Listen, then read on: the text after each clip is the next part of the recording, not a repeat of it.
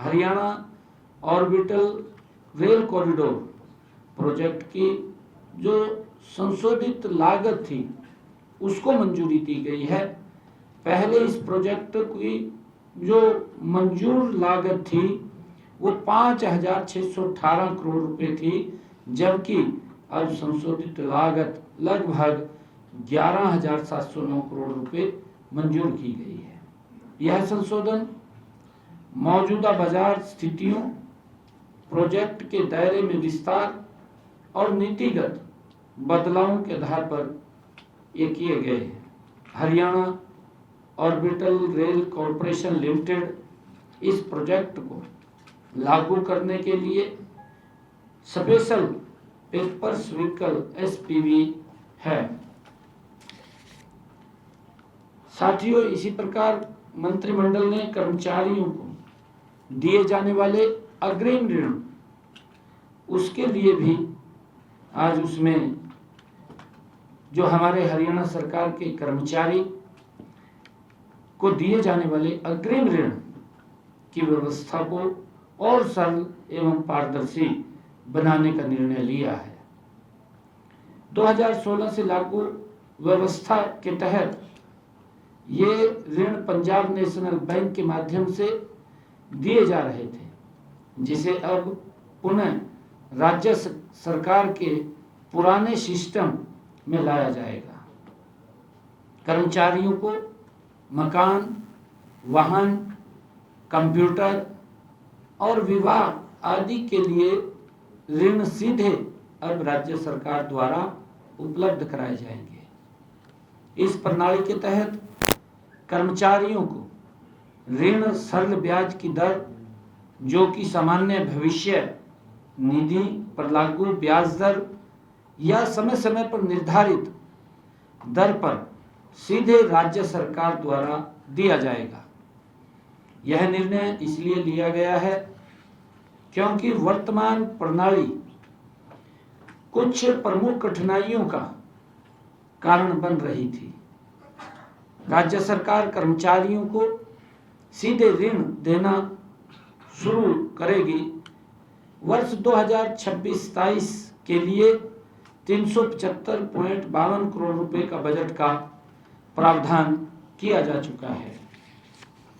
और इसी प्रकार मंत्रिमंडल ने रिठाड़ा नरेला कुंडली मेट्रो कॉरिडोर के लिए संशोधित डीपीआर को भी मंजूरी दी है। इस कॉरिडोर के लिए रिवाइज्ड डीपीआर को मंजूरी दी गई है। इस परियोजना में हरियाणा में 2.726 किलोमीटर लंबाई की नरेला से कुंडली तक मेट्रो लाइन का विस्तार शामिल है, जिसमें कुंडली और नाथुपुर में 2 एलिवेटेड स्टेशन होंगे। हरियाणा के हिस्से को पूरा करने की कुल लागत 545.77 करोड़ रुपए अनुमोदित की गई है। भारत सरकार 97.30 करोड़ रुपए, जबकि हरियाणा सरकार 448.48 करोड़ रुपए का योगदान देगी, जिसमें भूमि की लागत भी शामिल है। यह बुनियादी ढांचा परियोजना हरियाणा, दिल्ली और उत्तर प्रदेश गाजियाबाद के बीच निर्बाध कनेक्टिविटी प्रदान करेगी, जिससे क्षेत्रीय आवागमन में उल्लेखनीय ये सुधार होगा और एनसीआर क्षेत्र में यातायात की भीड़ भी कम होगी। लोगों का सुगम उनको रास्ता मिलेगा। साथियों, इसी प्रकार आरआरटीएस कॉरिडोर के कार्यान्वयन को भी मंजूरी दी गई है। मंत्रिमंडल की बैठक में दिल्ली, पानीपत, करनाल, नमो भारत आरआरटीएस कॉरिडोर के कार्यान्वयन को मंजूरी की गई है। यह परियोजना राज्य में तेज, सुरक्षित और आधुनिक सार्वजनिक परिवहन बुनियादी ढांचे को मजबूत करने की दिशा में एक महत्वपूर्ण कदम है। साथियों, यह कॉरिडोर दिल्ली से पानीपत तक और उससे आगे करनाल तक होगा, जिसकी कुल लंबाई 136.30 किलोमीटर होगी। परियोजना की अनुमानित लागत 33,051.15 करोड़ रुपए है, जिसमें से हरियाणा सरकार का हिस्सा 7,472.11 करोड़ रुपए है। इस परियोजना में हरियाणा में 11 स्टेशन बनाए जाएंगे। परियोजना के तहत ट्रांजिट ओरिएंटेड डेवलपमेंट (TOD) नीति के तहत RRTS स्टेशनों के आसपास के क्षेत्रों में अधिक फ्लोर एरिया रेशियो FAR की अनुमति देने के प्रावधान भी किए गए हैं। और इसी प्रकार मंत्रिमंडल ने फैसला किया है कि कक्षा 1 में प्रवेश लेने के लिए आयु मानदंड में बदलाव के लिए हरियाणा स्कूल शिक्षा नियम 2003 में संशोधन को मंजूरी दी गई है।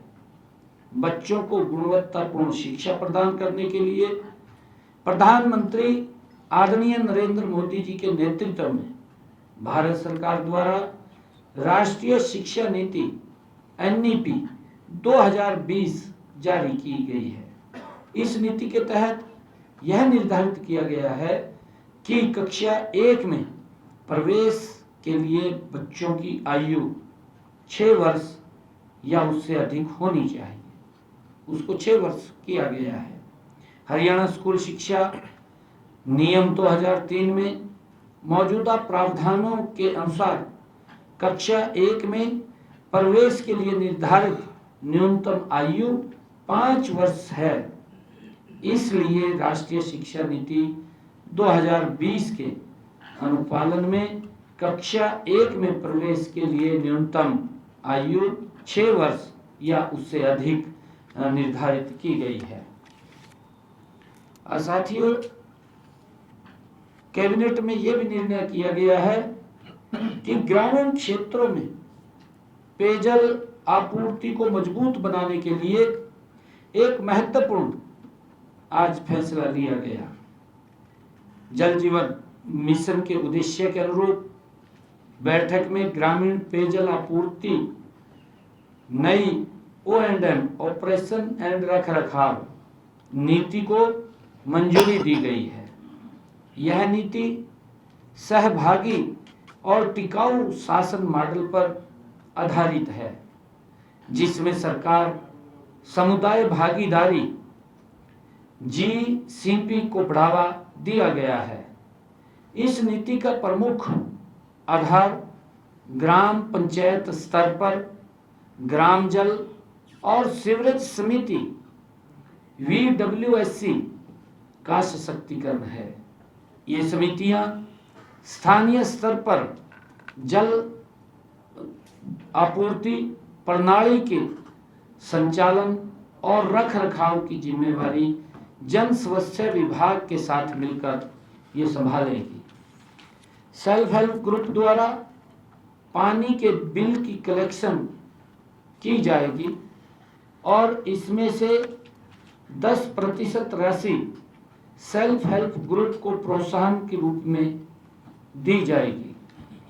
पानी के बिलों से होने वाली आय का उपयोग स्थानीय स्तर पर O&M कार्यों में पंचायत करेगी। ग्राम पंचायतों को प्रोत्साहित करने के लिए यह भी निर्णय लिया गया है कि जितना जल शुल्क वो एकत्रित करेंगी उतनी ही अतिरिक्त राशि उस सरकार द्वारा पंचायत को दी जाएगी। इससे पंचायतों की वित्तीय क्षमता और आत्मनिर्भरता ये बढ़ेगी। मैचिंग ग्रांट उनको देंगे। इस नीति से जल आपूर्ति सेवाओं में सुधार, समय समय पर समस्या समाधान और उपभोक्ता संतुष्टि सुनिश्चित होगी। स्थानीय स्तर पर जवाबदेही और पारदर्शिता को भी बढ़ावा मिलेगा। जन समस्याओं के निवारण के लिए आरटीएस एक्ट की समय सीमा को जन स्वच्छता विभाग हरियाणा द्वारा सुनिश्चित किया गया है। कार्यान्वयन योजना हरियाणा में कुल 6,721 गांवों को 3 श्रेणियों में विभाजित किया गया है। नंबर 1 सिंगल पंचायत मेंटेनेंस योजना, दूसरा मल्टीपल पंचायत मेंटेनेंस योजना और तीसरा महाग्राम योजना। 4,583 गांव सिंगल पंचायत श्रेणी में आते हैं, जबकि 2,138 गांव अन्य श्रेणी में शामिल हैं। सिंगल पंचायत वाले गांव में यह नीति 1 अप्रैल 2026 से लागू होगी। मल्टीपल पंचायत और महाग्राम श्रेणी में 1 अप्रैल 2027 से ये लागू होगी। साथियों, इसी प्रकार मंत्रिमंडल की बैठक में आज मिक्स लैंड यूज के बेहतर उपयोग के लिए भी महत्वपूर्ण नीति को मंजूरी दी गई है। पहले मिक्स लैंड यूज में आवासीय और कमर्शियल, संस्थागत और औद्योगिक उपयोग की अनुमति तो थी, लेकिन इनकी प्रतिशत तय न होने से कई परियोजनाएं रुकी हुई थी। अब नई नीति के अनुसार मिक्स लैंड यूज में आवासीय, वाणिज्य और संस्थागत उपयोग पर कोई प्रतिशत सीमा नहीं होगी। हालांकि सभी परियोजनाओं को संबंधित डेवलपमेंट प्लान और नियमों का पालन करना होगा। जहां डेवलपमेंट प्लान में पहले से औद्योगिक उपयोग की अनुमति है, वहां मौजूदा इकाइयां जारी रहेंगी।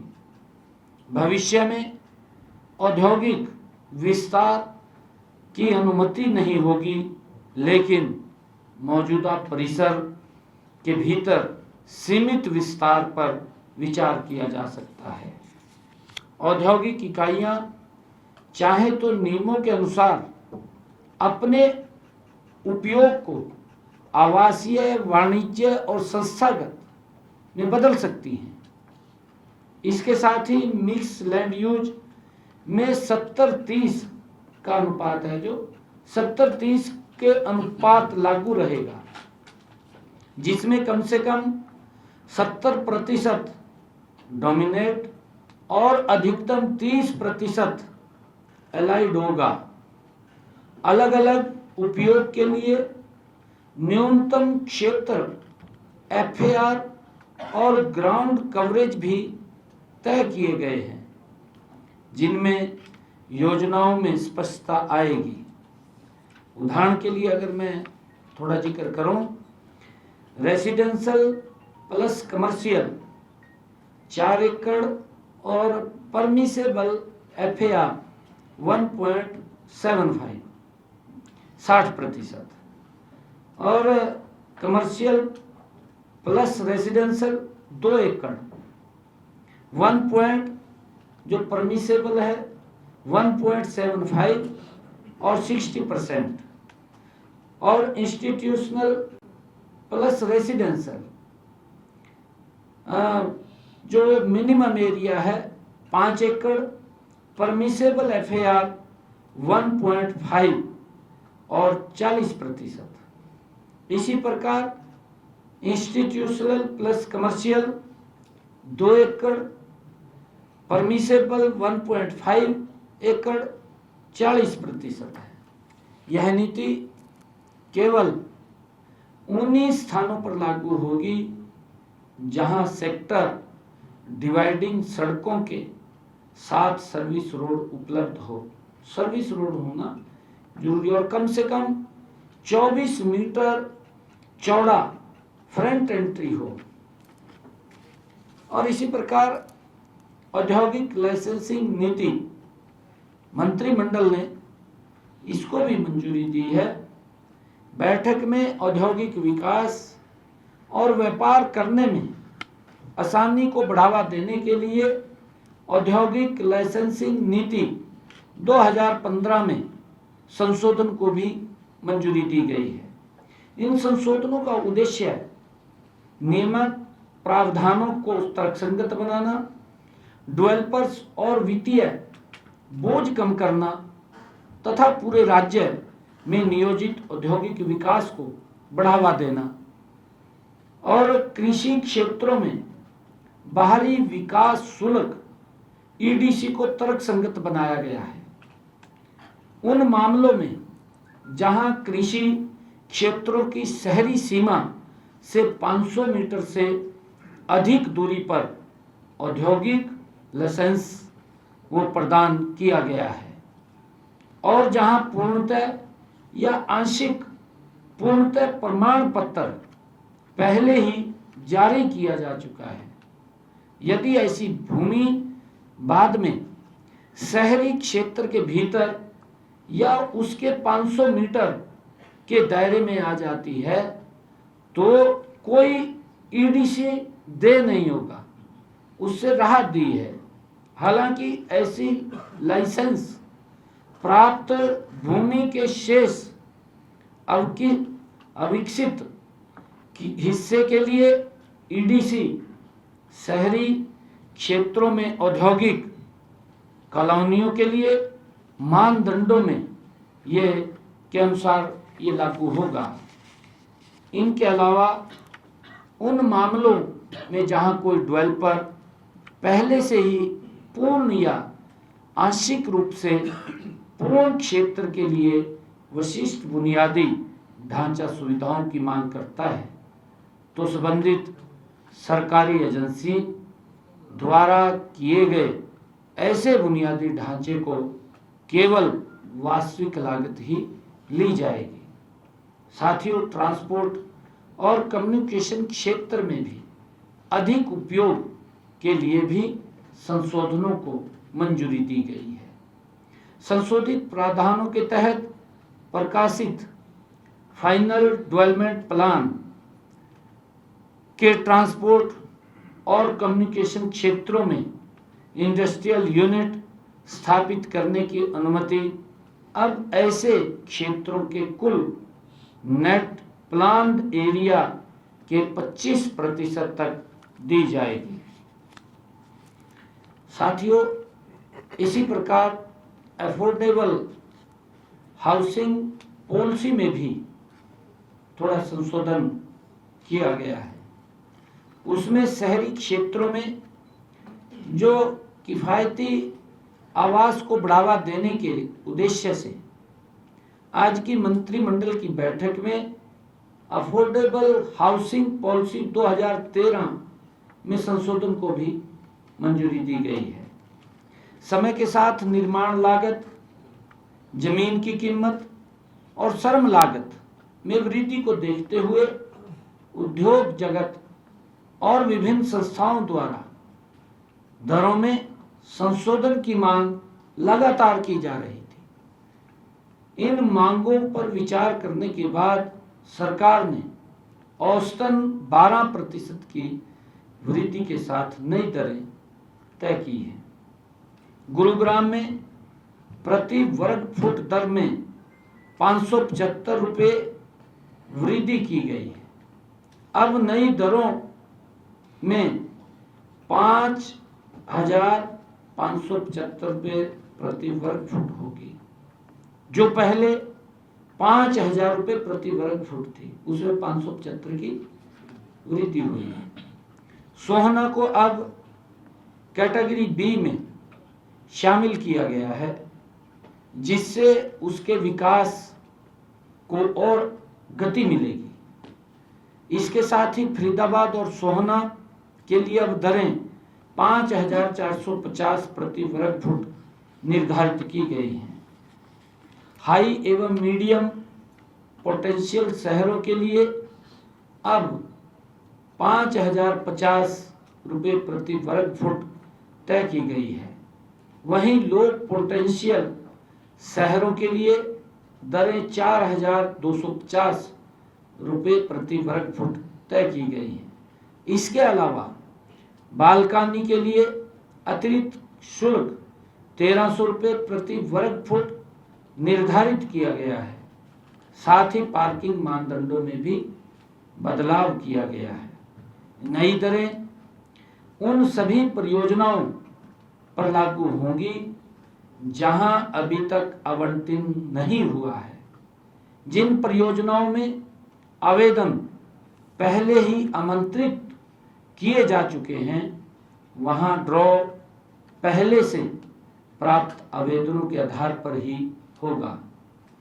सफल आवेदकों से संशोधित दरों के अनुसार अतिरिक्त राशि ली जाएगी। यदि कोई आवेदक नई दरों पर शामिल नहीं होना चाहता तो उसकी जमा राशि बिना किसी कटौती के वापस कर दी जाएगी। Thank you. बहुत बहुत धन्यवाद माननीय मुख्यमंत्री जी। अगर किसी साथी का कोई सवाल है संबंधित विषय पे, उसका स्वागत। आज विषय आया था, परंतु मंत्रिमंडल ने उसको दोबारा रिव्यू करने के लिए कहा। उसके अंदर वो देख रहे हैं, थोड़ा दोबारा उसको रिव्यू करने के लिए। कुल कितना बकाया है सर उनका? अभी उसकी फिगर नहीं है, फिगर आएगी तो हम बताएंगे। सर रिव्यू क्यों कर रहे हैं? हैं जी? रिव्यू क्यों कर रहे हैं सर? नहीं, सरकार कर सकती है, सरकार पे कोई अथॉरिटी है। कितना है सर वैसे कुछ आइडिया? तो बताएंगे आपको, बताएंगे। डेफर हो गया अभी। सर उन्होंने मांग रखी थी कि उनके पैसा माफ किया जाए या आप लोग उनको गिफ्ट दे रहे हैं? नहीं, वो लेटर उन्होंने एक डाला। सीएम साहब, ये बी फार्मा के लिए जो आपने 6 महीने के प्रशिक्षण को हटा दिया है, उससे लगभग कितने ये बी फार्मा ऑफिसर्स जो है एक साथ स्टेट को मिल पाएंगे? नहीं, देखिए, कहीं उसके अंदर हमें बी फार्मा नहीं मिल रहे थे, उसमें बड़ी दिक्कत आ रही थी। इसके हटने से उसका लाभ भी नहीं है, क्योंकि जो फार्मेसी काउंसिल है अपनी, उसके अनुरूप हमने उसको किया है और उससे लाभ हमें जो जहाँ वैकेंसियाँ इतनी खाली हैं छोटे छोटे, उसके कारण से बच्चे सेलेक्ट नहीं हो पा रहे थे। उनकी मांग भी थी लंबे समय से कि आप इसको वे ऑफ अगर हो जाए तो आज मंत्रिमंडल ने उसको मंजूरी दी है। सीएम साहब, जो ये ऋण को लेकर आपने कहा सरकारी कर्मचारियों को, ये सिर्फ पक्के कर्मचारियों के लिए है, कच्चे कर्मचारियों को भी इसका लाभ है? क्या लोन नहीं, देखिए, वो जो कर्मचारी है, जो सरकार के जो नियम हैं, नियमों के अनुसार जो भी उसके पात्र व्यक्ति हैं उनके लिए ये सरकार ने कहा है। साहब, जब ये लागू किया था ना पीएनबी के लिए, 9 राज्य के टाइम में शुरू किया था और मुख्यमंत्री कैप्टन अभिषेक की बड़ा जोर शोर से प्रचार किया सरकार ने कि कर्मचारियों को हमारा थोड़ा सरकार में दिक्कत रहती है, बैंक से जितना मर्जी वो लोन ले सकते हैं, एक सीमा थी और उसमें सस्ता मिलेगा। और जैसे आपने आज कहा कि कैबिनेट की बैठक में इसलिए पुनर्विचार किया पुराने सिस्टम इसलिए किया कि उसमें कुछ कठिनाई आ रही थी, कठिनाइयाँ आ रही थी उसमें कुछ थोड़ी, और उन कठिनाइयों को देखते हुए कठिनाई आ रही थी कि इसमें बैंक लोन उसके अंदर नहीं गारंटी में कोई इशू था क्या, किस टाइप की कठिनाई आई? उसको वेरीफाई बैंक भी करता है, वहाँ से भी दिक्कतें आती थी कि उसको हम ये बार बार पूछते रहते थे कि कितना क्या है इसके अंदर, वो जो मिलान करते थे उसके अंदर वो दिक्कतें थी। और अब उसको जब पहले उसको एजी करता था, एजी की जिम्मेवारी उसके अंदर थी, उसको दोबारा उसी में किया है ताकि हम राज्य सरकार के द्वारा उसको लोन उपलब्ध कराएंगे। नहीं, वो पीएनबी पहले उसके कारण ये था क्योंकि उसके अंदर जो दिक्कतें कहीं आती थी, उन दिक्कतों को ध्यान में रखते हुए पीएनबी को दिया था। उसके अंदर ये है, एक तो कोई शब्द ऐसे लिखे गए थे क्योंकि जो उसमें कहा गया है कि जो पीएनबी के अंदर जो लोन का विषय था, उसकी गारंटी का विषय था, गारंटी के अंदर भी दिक्कतें आ रही थी। या जैसे कोई डिफ़ॉल्ट हो गया मान ली थोड़ी देर के लिए, कि सरकार उसका डिफ़ॉल्ट की जिम्मेवारी लेगी, तो उसके तो अंदर लोन थोड़ा था। मिल पा नहीं, लोगों को कर्मचारियों को लोन मिलने में कठिनाई आ रही थी बैंकों से, इसलिए वापस सरकार के पास आई। बैंक को उसको मिलान नहीं कर पा रहे थे। मैंने कहा कि क्योंकि वो जिम्मेवारी पहले एजी की थी, एजी अपने आप उसको अपने तरीके से ऑडिट करता था, ऑडिट करके वो बताता था। अब उसके अंदर ध्यान में कई चीजें, छोटी छोटी चीजें थी, उसके कारण दिखते थे तो दिक्कत नहीं। सीएम साहब प्रदेश में गैस को लेकर के कोई दिक्कत आ रही है? क्योंकि लगातार जिस तरह से विपक्ष भी बात कर रहा है कि गैस को लेकर के बड़ी भारी दिक्कत है, और कमर्शियल सिलेंडर को लेकर के कोई फैसला हुआ है कि उसको दोबारा से खोलने जा रहे हैं? नहीं, देखिए ये बिल्कुल दिखते तो, क्योंकि जब ये मिडिल ईस्ट का जो मामला चल रहा है और उसके कारण बहुत सारी दिक्कतें, ये यहाँ नहीं है, ऑल ओवर वर्ल्ड ये दिक्कतें खड़ी हो रही हैं। परंतु हमारे विपक्ष के साथी बीमारी के अंदर भी अवसर ढूंढने का काम करते हैं, दुष्प्रचार करते हैं। पूरी दुनिया प्रभावित हो रही है उससे, जो युद्ध चल रहा है उससे पूरी दुनिया प्रभावित है। परंतु उसके लिए निर्णय किया गया है हमने कि एलपीजी की जो समस्या से, जो ये समस्या है, ये हमारा राज्य ही नहीं है, पूरा देश, पूरे वर्ल्ड के अंदर दिखता है, क्योंकि सप्लाई रुकी है। और हमने जो एलपीजी और पीएनजी के जो कनेक्शन किए हुए थे, पीछे लगभग 5 लाख के करीब में कनेक्शन थे पीएनजी के।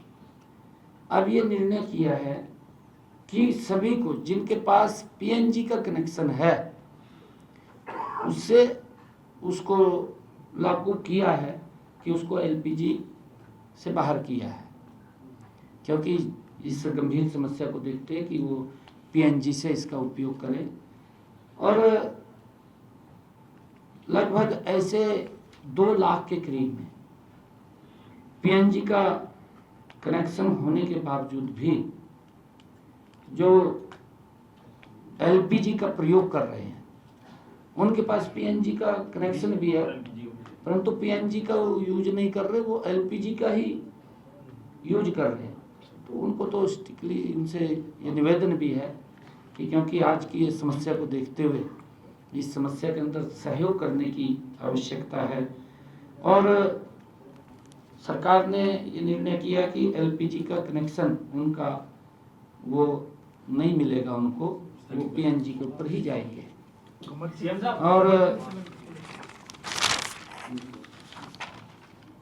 इसके अंदर हमने ये भी निर्णय किया है कि ज़्यादा से ज़्यादा कनेक्शन वो पीएनजी पे जोड़े जाएं। ये भी हमने निर्णय किया कि ज़्यादा से ज़्यादा उसके ऊपर जितने भी जो जुड़े नहीं हैं उनको भी जोड़ने का काम करें, ताकि इस समस्या से हम निपट सकें। और एलपीजी की कालाबाजारी को रोकने के लिए कार्रवाई भी की जा रही है, आप देख रहे हैं उसके ऊपर, क्योंकि कहीं उसमें दिक्कतें आ रही हैं। जब ये एक वैश्विक दिक्कत है, ये कोई यहाँ की अपनी भारत की दिक्कत तो नहीं है, परंतु मैंने कहा है कि हमारा विपक्ष बीमारी के अंदर भी अवसर ढूंढता है। भी अगर कोई दिक्कत आ गई है भाई उसके अंदर सहयोग करना चाहिए, क्योंकि पिछले दिनों जब कोरोना की महामारी आई उसके अंदर भी विपक्ष किस प्रकार से अपनी राजनीति को घुमाता रहा। भाई दुनिया के ऊपर आपदा आ गई, आपको अपनी राजनीति की पड़ रही है, उसके अंदर सहयोग करना चाहिए। और इसी प्रकार वैश्विक ये संकट है, क्योंकि वहाँ जो मिडिल ईस्ट के अंदर युद्ध चल रहा है उसके कारण बहुत सारी चीज़ें प्रभावित हो रही हैं, और वो प्रभावित उसके असर ऑल ओवर वर्ल्ड पड़ रहा है, कहीं भारत के ऊपर नहीं पड़ रहा, ऑल ओवर वो वर्ल्ड के ऊपर उसका प्रभाव पड़ रहा है। इसके अंदर हमें संयमित रह करके, मैं अपील करना चाहूँगा आम जन से भी, ऐसे वक्त के अंदर हमें संयमित रह करके काम करना चाहिए। लोगों से मैं ये भी अनुरोध करना चाहूँगा कि एलपीजी के स्थान पर सोलर चूल्हा वो लें। और हमने कहा है, पीछे हम सब्सिडी पे दे रहे थे, अभी भी बात करेंगे कि वो सब्सिडी पर उपलब्ध हो, उसके ऊपर बात करके मैं बताने का काम करूँगा। और चाहे इलेक्ट्रिक प्लेट लें, इलेक्ट्रिक चूल्हा लें, उससे जब हम इसकी तरफ बढ़ेंगे तो इसकी एलपीजी की सप्लाई के अंदर इलेक्ट्रिक चूल्हा लेने पे सब्सिडी का भी नहीं, मैंने सोलर के ऊपर बात की है, सोलर भी बढ़ावा होगा उसके ऊपर। मैंने कहा है सोलर का आजकल इतना वो है राज्य में। पीएनजी के जो कनेक्शन देने की आपने सब लोगों को अपील किया कि पीएनजी को जाए, तो पीएनजी हमारा प्रचुर मात्रा में है। हाँ, वो है, उसमें दिक्कत नहीं है। सभी जो एलपीजी जिनके पास कनेक्शन है वो पीएनजी का कनेक्शन लेने के लिए किसे कंसल्ट करेंगे? नहीं, जहाँ पाइप दबा हुआ है लगभग उसके कनेक्शन अभी उन्होंने अपने एक्टिव नहीं किए थे। कनेक्शन है उनके पास, मैंने कहा उनके पास कनेक्शन है, परंतु वो पीएनजी का उपयोग न करके एलपीजी का प्रयोग करें।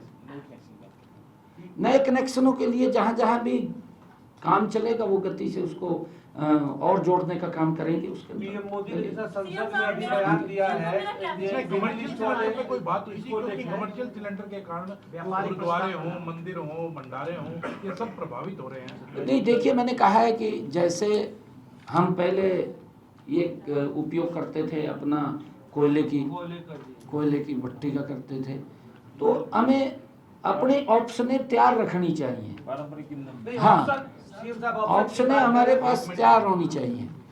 जब हम इस प्रकार का अगर कोई वैश्विक संकट है तो हम प्रदेश के लोगों से अपील करना चाहूँगा कि उसके अंदर जरूर हमें आगे बढ़कर के सहयोग करना चाहिए। एक सवाल था मेरा, अफोर्डेबल हाउसिंग स्कीम के तहत जो दरें बढ़ाई गई है वो सर फ्लैट और प्लाट दोनों के लिए है सर? कैसे अफोर्डेबल हाउसिंग स्कीम के तहत जो आवंटन में जो दरें हैं वो फ्लैट और प्लॉट दोनों के लिए है? नहीं, फ्लैट्स के लिए।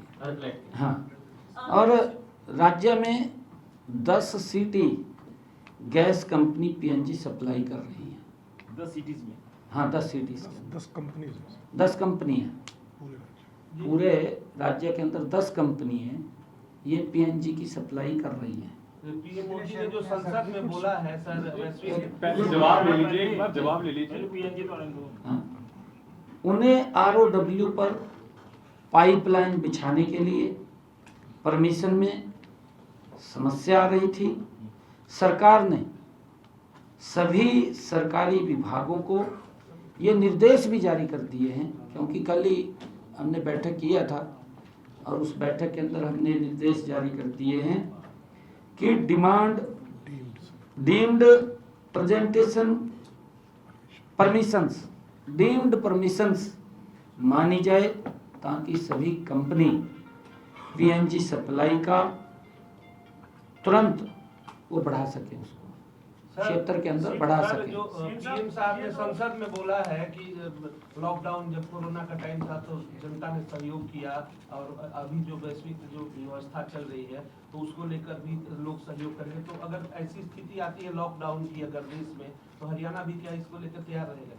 नहीं, देखिए, क्योंकि जब कोई संकट वैश्विक संकट होता है, वैश्विक संकट के अंदर हमें आगे बढ़ करके उसमें देश हित में सहयोग करना चाहिए। मैं विपक्षी साथियों को भी सलाह देना चाहूँगा, क्योंकि जब इस प्रकार का संकट है, पहले जैसे कोरोना का संकट आया, विपक्ष ने बीमारी के अंदर भी अपनी राजनीतिक अवसर ढूंढने का काम किया, दुर्भाग्यपूर्ण है।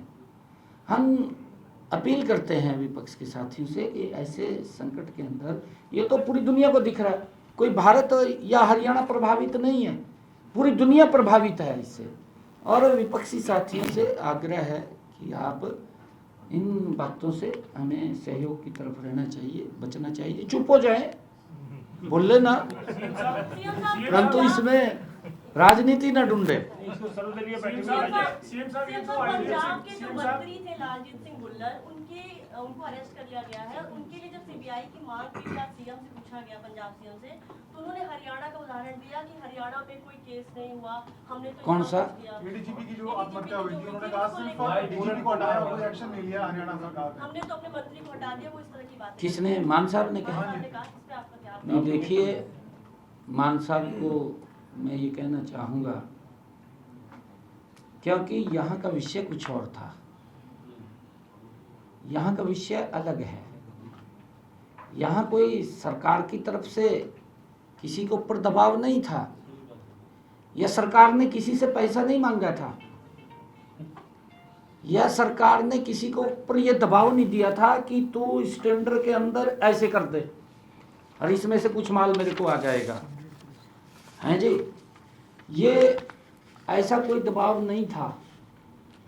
कई बार व्यक्ति का अपना होता है, परंतु पंजाब के अंदर ये आम आदमी पार्टी का वो चेहरा वो जनता के सामने उजागर होता है। दिल्ली में भी हुआ है। ये बड़ी बड़ी बातें केजरीवाल करता था, ये केजरीवाल तो पूरा माल खींच रहा, जहां थे जब पूरा माल खींच रहा है तो फिर मंत्री कहाँ बैठ जाएंगे? दिक्कत तो है यार।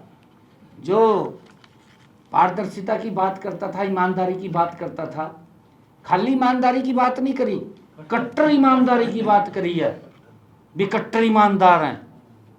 मुझे तो ऐसा लग रहा है आम आदमी पार्टी कट्टर भ्रष्टाचार में फंसी पड़ी है। एक सीएजी की रिपोर्ट आई है सर, आज आईडीएफसी बैंक वाले मामले में की आपने रिपोर्ट आई है पूर्व सरकार को लेकर, अरविंद केजरीवाल के शीश महल को लेकर सर। उसमें 33 करोड़ रुपया खर्च किया गया था, जो जिसमें अरविंद केजरीवाल रह रही है। 300 गुना ज्यादा पैसा खर्च किया गया था। देखिए, आम आदमी है, आम का मतलब आम की तरह चूस का जनता बड़ा गिरती है। अब एक शीश महल दिल्ली में बना दिया, दूसरा शीश महल पंजाब बना लिया। और जो आम आदमी जो कह रहा था मैं तो साइकिल पर चलने वाला व्यक्ति हूँ और जहाज से बगैर तड़ा पैर नहीं धर रहा, चार्टर्ड से बगैर पैर नहीं धर रहा। देखिए, परंतु बात उतनी करनी चाहिए। अगर काम होते हैं, मैं भी तो काम करता हूँ ना, मुझे भी जाना पड़ता है। मुझे जब 4-4 कार्यक्रम 5-5 कार्यक्रम होते हैं तो फिर साथ तो लेना पड़ता है, जिससे कि हम समय पे उसको कवर कर सकें।